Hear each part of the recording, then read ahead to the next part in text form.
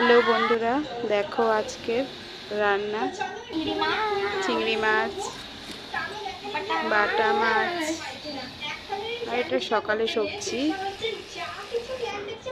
এটা মাছের ঝোলের আলু।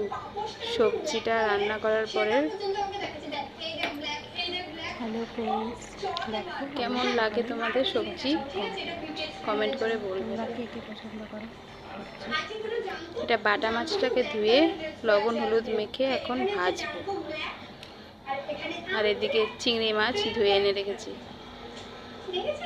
বাটা মাছটাকে লবণ হলুদ দিয়ে ভালো করে মেখে ভেজে নেব। তোমরা বাটা মাছ কে কে ভালোবাসো জানাবে। চিংড়ি মাছ দিয়ে চাল কুমড়া ঘন্ট আর বাটা মাছ দিয়ে আলু দিয়ে ঝোল।